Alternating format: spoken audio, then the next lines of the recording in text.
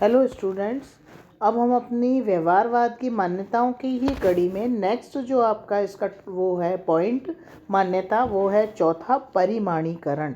परिमाणीकरण का अर्थ है इकट्ठे किए गए तथ्यों, आंकड़ों तथा विवरण आदि के शुद्धिकरण की प्रक्रिया।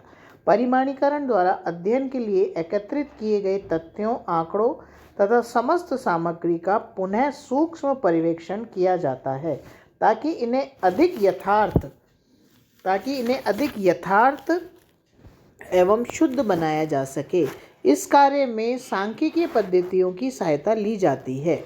नेक्स्ट है क्रमबद्धीकरण। व्यवहारवादी ये मानते हैं कि शोध कार्य क्रमबद्ध तथा व्यवस्थित होना चाहिए।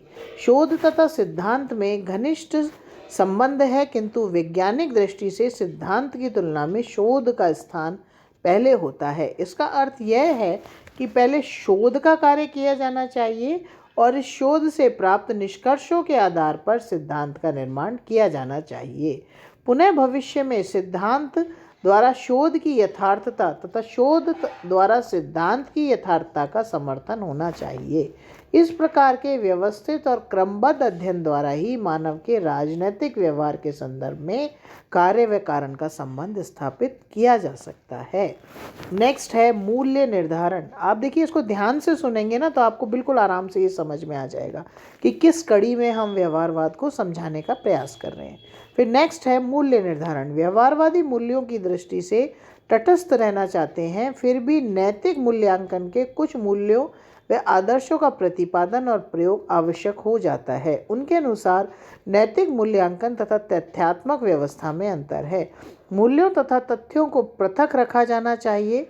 उदाहरण के लिए लोकतंत्र, समानता अथवा स्वतंत्रता उच्च मूल्य होते हुए भी उनकी सत्यता एवं असत्यता को वैज्ञानिक ढंग से सिद्ध नहीं किया जा सकता। वैज्ञानिक विश्लेषण के लिए उस सीमा तक मूल्यों की दृष्टि में रखा जा सकता है जिस सीमा तक के राजनीतिक व्यवहार का विनिश्चय करते हैं, किंतु शोधकर्ता के लिए स्वयं के व्यक्तिगत मूल्यों को अलग रखकर ही शोध करना चाहिए। नेक्स्ट है विशुद्ध विज्ञान। 7वां पॉइंट है ये।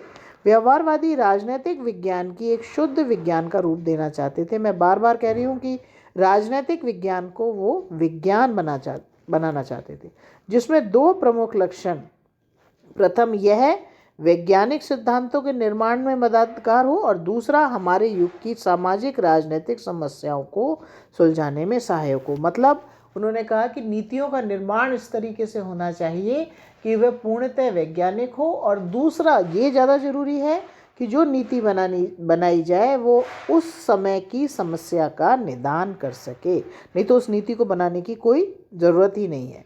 वे इस बात से सहमत हैं कि सिद्धांत के बोध से वास्तविक जीवन की समस्याओं को समझा जा सकता है।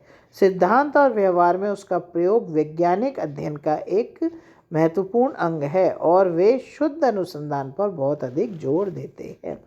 नेक्स्ट है समग्रता यानी एकीकरण।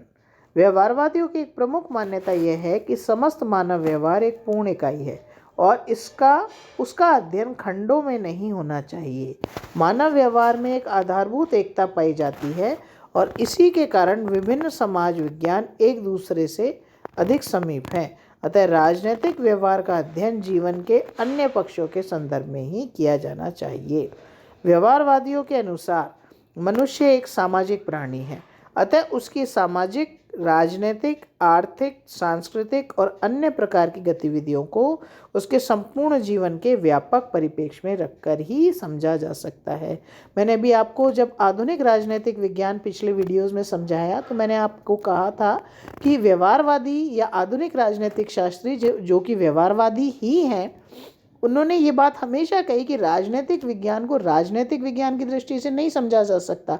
राजनीतिक विज्ञान को समझने के लिए ये जरूरी है कि हम अन्य समाज विज्ञानों का उस पर क्या प्रभाव पड़ रहा है। देखिए, जैसे हमारे नीति निर्माता नीतियों का निर्माण करते हैं तो वो उस देश की अर्थव्यवस्था को, उस देश की बाउंड्रीज को, उसकी भौगोलिक अर्थव्यवस्था को, उस देश की जनसंख्या को, उसके विदेशी परिप्रेक्ष्य को और अन्य सभी परिप्रेक्ष्यों को समझने का प्रयास करते हैं, तब जाके कोई नीति का निर्माण होता है। यही व्यवहारवादी कहना चाहते थे।